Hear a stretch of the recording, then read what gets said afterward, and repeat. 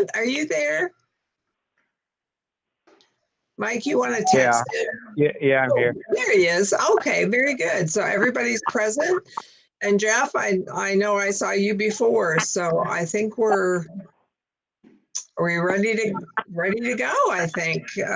Let's call the meeting to order. And Mike, would you have the roll, please? Mr. Edwards, Here. Mrs. Grant, Here.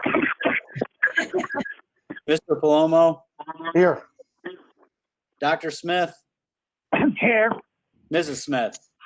Here. Thank you, everybody, for doing this again. Here we are. So thank you. I would like to ask, first of all, if we have any additions, Jeff, to the agenda? None that I'm aware of. I would hope not. We've had, I think, 4 revisions today, but I would rather have a clean agenda in front of you to start than have to amend one. So I apologize for all those late revisions, but what you should have before is a clean agenda. So no additions or corrections at this time. All right, very good. So we'll move on to approval of the minutes. We have 3 board meetings to approve: April 21st, the 12th, and the 15th. Is there a motion to approve the agendas, or I'm sorry, a motion to approve the minutes as presented to us?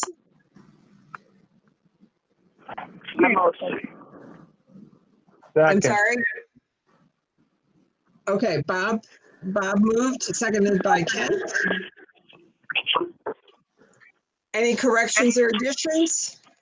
Hearing none, we'll have the roll, please. Dr. Smith, Yes. Mr. Edwards, Yes. Mrs. Grant, Yes. Mr. Palomo, Yes. Mrs. Smith. Yes.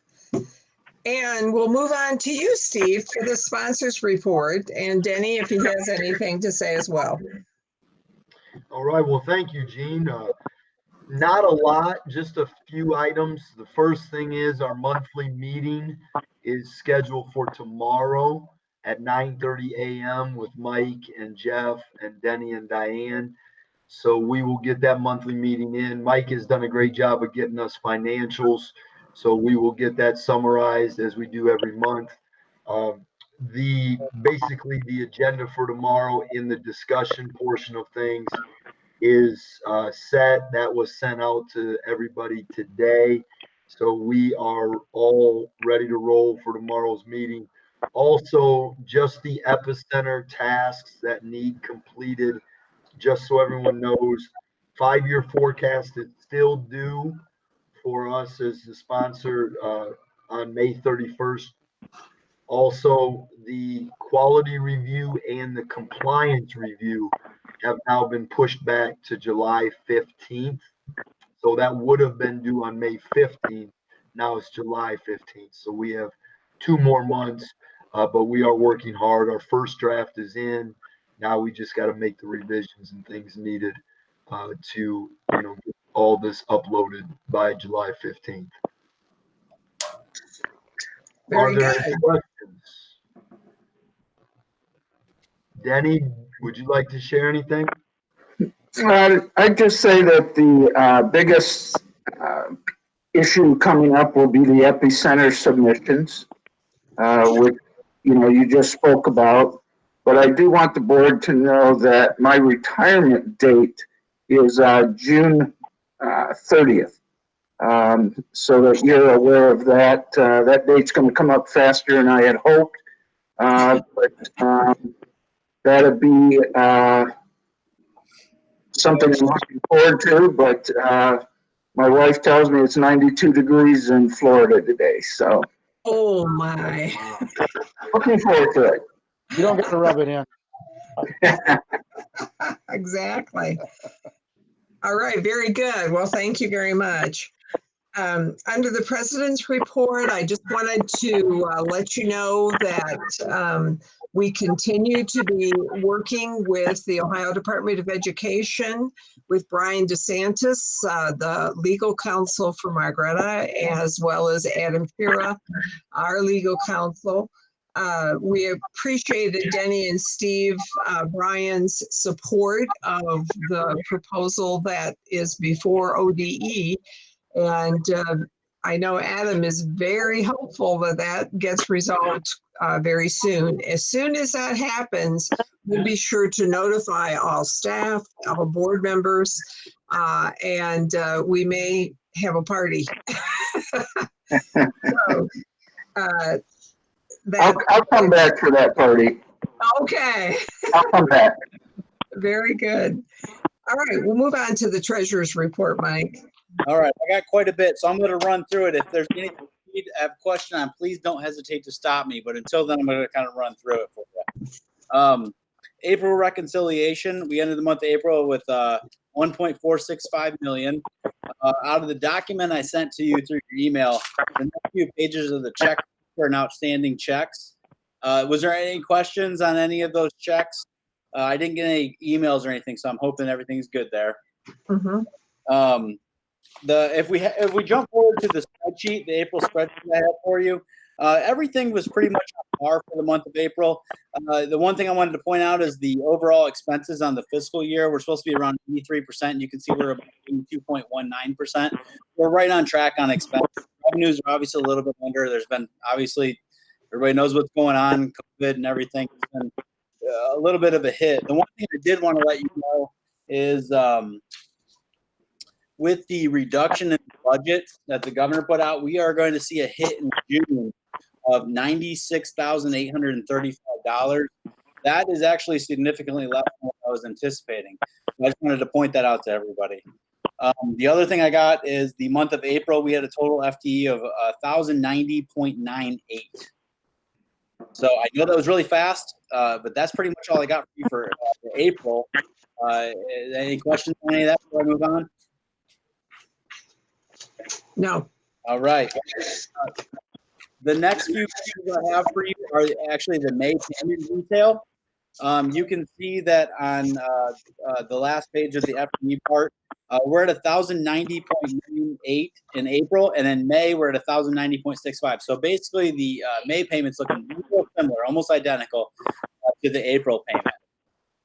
And that's pretty much all I have for the May payment. I do think we're going to see that reduction in the month of June, so I wanted to point that out. But you have the May payment detail there, and that's about all I have on that. Moving forward, Mike, just one quick question. The reduction of 96,000, that is for 1 month? yeah, so it's gonna. The way I understand it is it's gonna come in the month of June. So a lot of school districts seeing a certain dollar amount per FTE reduction, and at one point it was thrown around about 4.5%. So what we've seen, I didn't do the percentage, but I did get the dollar amount that was sent out later, and it's $96,835 that we should see in the month of June as a reduction due to the reduction in overall budget for the state. And that's expected in July and August as well? No, I think just June, if I understand Just correctly. June. Okay. All right. Very good. Okay, so the next part I have for you is we're part of the Jefferson plan, the Ohio Valley plan, and we every May or April, late April, early May, I get the overall percentage increase for our insurance premiums. This has been the largest year so far. As you can see, we got a 23.17% increase. This is large. In the 3 years that I've been in this position, I've seen a 12, a 5, and a 12. So having a 23% is large. And the way that we handle insurance premiums for staff members, we normally absorb this charge. So I just want everybody to understand that I wanted you to have this document as of right now. Unless we were to shop this out any further, we're looking at about a 23.17% increase on insurance premiums. I wanted everybody to make sure they had a copy of this. If there's any questions, let me know. And if any questions come up in the future, definitely, obviously, let me know what you have. I just want to add a comment in there that the board, specifically President James Smith and I, had a conversation on this matter. And given that we're not doing any pay increases next year, we're not doing any step advances for next year, the board decided to absorb that cost to help our employees out. So I just want everybody to know that the board is is aware of our financial situation, and kudos to the board for helping us out on that. So the employees and I are grateful to the board for that. So thank you very much. Any other questions on that before anything else before I move to the 5-year? No. Okay. No, good. Right. The first thing I want to direct you to is I sent you a Word document that had the assumptions of the 5-year forecast, and there's just a few things I wanted to point out. On the first page of the narrative, the assumptions is that we are still basing these 5-year forecasts on an 83% funding schedule like we have in the past. For FY20, I used the FTE report that we had for the month of May, which was 1,090. Moving forward to FY21, it's based on a 6-county area. That's how this forecast is built. I know there's a lot of questions going around about what's going to happen. And I want you to remember that when you're looking at this forecast, the forecast is only as good as the assumptions. So I just want to preface everything I say with this forecast is built on these assumptions. Moving forward to FY21, I'm looking at about 623 FTEs. FY22 is 640. FY23 is 655, and FY24 is 670. So I did very moderate growth in the forecast looking forward, and that's on purpose, just because we're still in that in limbo stage and where we don't exactly know what's going to happen. Some other things I wanted to point out were in the salaries and wages, the 100s. It's assumed that a step will be given to the staff members. However, there will be no base increases moving forward. So that's just an assumption. That's how the forecast was built. For insurance premiums and retirement, it's the main part of this is that I assumed a 10% increase over the course of the forecast. Now, as I just presented to you, we had a 23% increase for next year. That's built into the forecast. And then after that, I'm building in a 10% after that. It's difficult to predict what it's going to be. It's claim based. So it's kind of a guess here. But over the course of the last few years, not counting this year, it's been an average of about 10%. So that's how I built that in. When you look at the assumptions, the purchase of supplies and materials, capital outlay, those are just kind of describing what we code off to those. Other objects, I wanted you to realize that in the 800 level, when you're looking at the forecast, that is the main part of that is the 3% foundation payment that goes to Margaretta. That's our sponsor fee, essentially. And then the other big part of this is line 819, which actually, when we get to the forecast, is line 27. That is our FTE payback. What I want you to realize is with this FTE payback line, I have it in there as it currently is. As our current payback, I didn't do a percentage. I didn't do anything that's possibly proposed. I did it as what I know today. And that also includes the fact that there is no additional money being put in there for any future FTE review solution or anything like that. So that's what I know as of today. So I wanted you to just understand that that's how it's put in there. As we move on to actually looking at the forecast, just remember that we use this as a tool to look at a snapshot as of it is today. This could change next month, knowing how we operate and how probably most community schools operate. Again, it's a snapshot of today. It could change in a month from today. It could look totally different.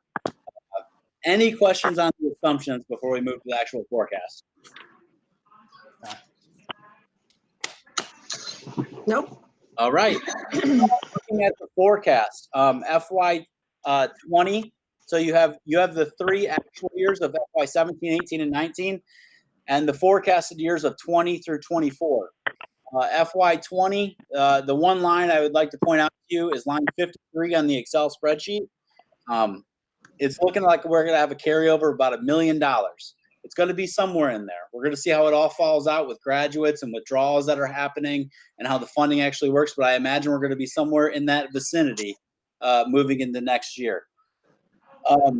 I wanted to point out one thing that it's a little bit different than past years is that if you look at fiscal year 21 on line 20, where there's salaries and wages, and line 21, where there's employee retirement insurance benefits, that seems to be higher than it is in 22. The reason for that is all of our teacher contracts run through the month of August. So I wanted to remind everybody that our fiscal year ends in June. So we still have July and August that we pay on these contracts moving forward. So I just wanted everybody to understand why that was a little bit higher than maybe the following year, is that we're actually paying out some contracts that we've had in the past.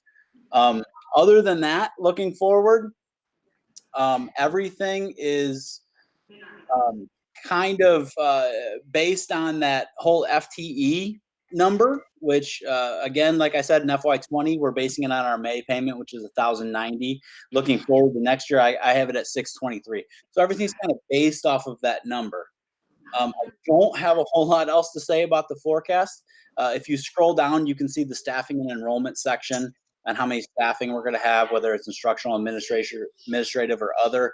And then it actually goes even further. This is the template that ODE as community schools use. So they actually make us break down purchase services and other things like that. But that's about what I have for you for the 5 year, unless anybody has any questions for me. Any questions from anyone? None.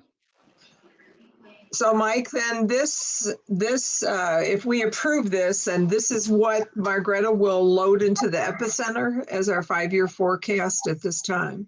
That's correct. And then when is the next time that the forecast is completed? November. Okay. It can be done whenever the board would like. I have no problem, looking at July. And if you guys want to see what we can be looking at, I have no problem doing it. But the next time it's uploaded is not until November. Okay. Anything else?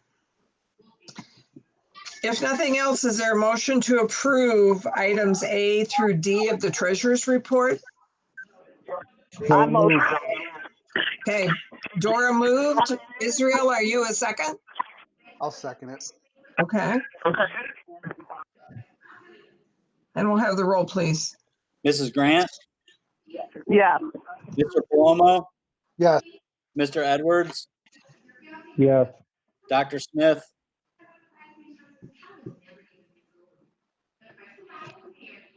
Dr. Bob? Smith? Bob? Bob, press He's- *6 on your phone.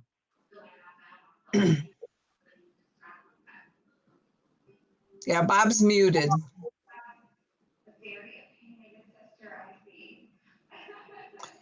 Bob, if you can hear, you need to unmute your phone. You can do that by pressing *6.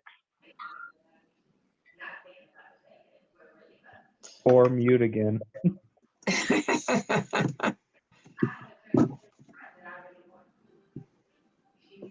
I'm gonna see if I can text him and we can move on. Mrs. Smith? Yes. All right. In the meantime, till we get Bob to where we can hear what he has to say, let's move on to the superintendent's report. Jeff? Thank you, President Smith. Let me give you, before we do the recommendations, let me give you some reports. The first one, enrollment. Our enrollment as of today was somewhere around 1420. When you look at the comparison to last month, which was around 14, I want to say 1460, about a 40 student drop. The one thing that I think is very important for everybody to understand is typically this time of the year, community schools such as Townsend, our enrollment starts to shoot up. And that's because the students in traditional brick and mortar schools are being told you don't have a chance to graduate, you're not passing a test, so on and so forth. Well, the way the shutdown has occurred this year, that attendance piece is no longer an accountability piece for traditional brick and mortar schools. They're more or less waiving that. And schools obviously are holding on to their students because they're worth money. So where we would typically gain students, now we're not gaining any or as much. I can tell you, I think we gained 20-some students or so in April, but in the month of May, and here we are on the 19th, we only gained 4 students. We don't look to gain too many more simply because there's not a lot of mechanisms in place for students to withdraw and come looking at Townsend because of the school shutdown. So that is affecting our enrollment to a degree, but at the same time, we're kind of doing the same thing. We're not encouraging our students to withdraw and look elsewhere. And that's tied into a couple things. Our lobbyist, Will, I was talking with Mr. Barkowiak earlier today. The state legislature, they've got some stuff moving forward that they think they're going to be voting on. And we've got language in a couple of amendments that we're pushing. The first one is deals with the 72-hour rule. That 72-hour rule to be short and summary-wise. A student that's inactive in 72 hours doesn't turn any work or have any effort, we withdraw those students. And what the legislation, what we're trying to get pushed through is that the 72-hour rule be waived for this school year for community schools. The other piece of legislation deals with funding. As you know, every year we have a FTE audit. And because of the unique nature of how community schools work and the fact of what the shutdown, what COVID-19, the coronavirus is doing to public schools and the impact it's having on community schools, we've got legislation that we're going to attach as an amendment wherein we're asking that community schools be funded at the rate that they were last year, which we would support that. That would probably bring us in around 84%. We think that's going to happen. That's one of those you never want to count your eggs before they're hatched. So I will be keeping a close eye on that. Board of directors, as soon as we hear something more definitive, we'll certainly let you know. But right now, at least we've got something, and we're hoping that's going to happen. And if that does, that'll be somewhat favorable to Townsend. So. Those are the big updates that I have. Graduation, I can share with you that we have a graduation committee meeting this week. I do believe it's tomorrow, and I'll be a part of that. We are getting in this video that we're going to release on our graduation date, pictures of graduates. We've got some video of students ringing the bell. Students have graduated during the course of this year and rang the bell. We're doing some neat things like that to try and put some feelings, some individual screenshots that we think will have a lot of meaning to our graduates. Other things that we're doing is we put the word out to our graduates. If you want a yard sign, let us know. We have yard signs, and we've got some people that'll step up and volunteer and go out and put that yard sign in that senior's yard if they want one. We also are providing cap and tassel to the graduates. And I will tell you one of the issues we are having there is that for some reason the mail is going really slow on that. The students we're being told are going to have that early in June. So hopefully they have that prior to graduation. As far as the gown goes, that's a cost that the student and their family they have to absorb that cost. We don't provide gowns, but we are providing cap and tassel. So graduation is moving forward, and certainly be watching. There'll be updates on that, and we hope to release that on the night of our graduation, and that video would then also be archived on our website. So those are the big things that I have under superintendent's report. Does anybody have any questions over those items before I move on to the recommendations? Jeff, I just wondered what happened to the contracts then that we had about graduation. I understand that State Theater doesn't allow for, that contract doesn't allow for cancellation necessarily, but what happened to the Marion contract?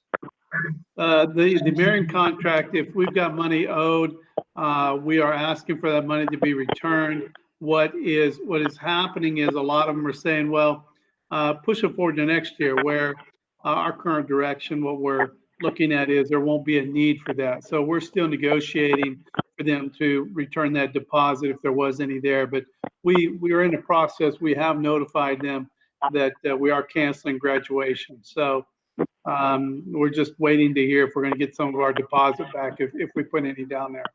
Okay. So, good question. Any other questions? Okay, I'll move on to the recommendations. There's a few of them here.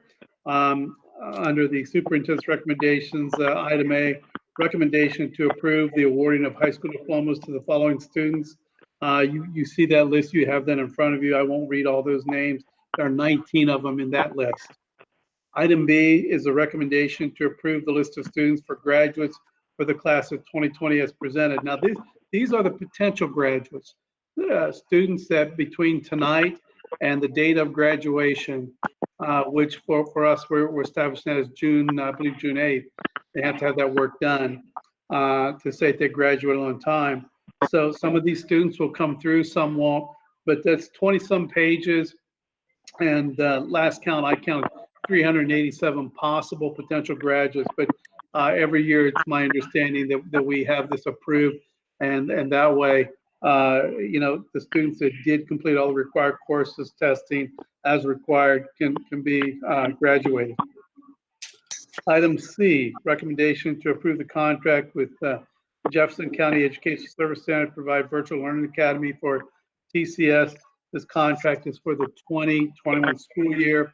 You're given that contract. We've kind of talked about that contract the last several days. So if anybody has questions over that, we'll certainly be happy to try and address those.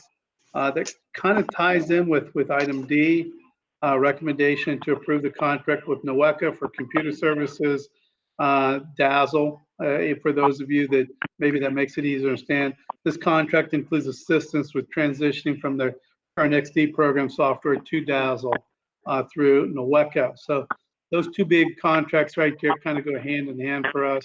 And, we're asking for the board to approve those contracts.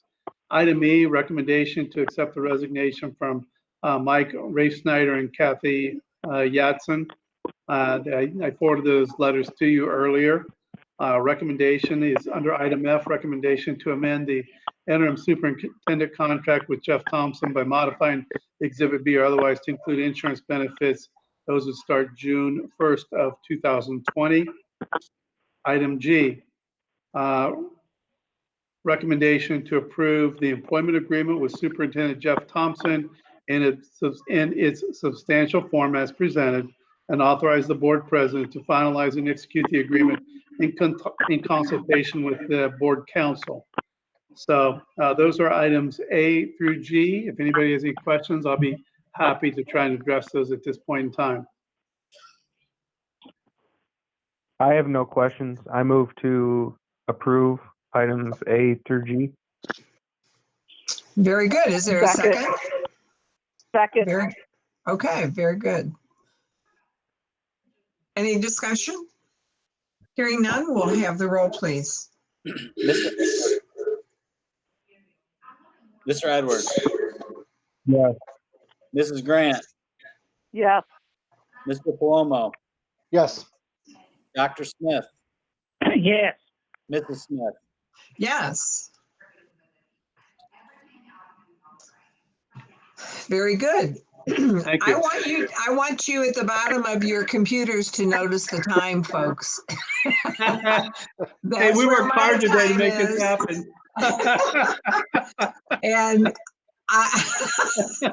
I want to let everybody know that if or when, not if, but when we get word from Adam, we'll be sure to be in touch with all the board members as well as all the staff so that we all know what's happening with that. So if no other business needs to come before the board, I ask for a motion to adjourn. So moved. Very Second. good, Israel. And a second? Second. Very good. Meeting is adjourned. Thank you, everyone, for doing this once again. And Steve Ladd, thank you as well. Thank you, everybody. Have a nice evening. Bye-bye. Good night. Good night. Take care, everyone. That's it. It's still on.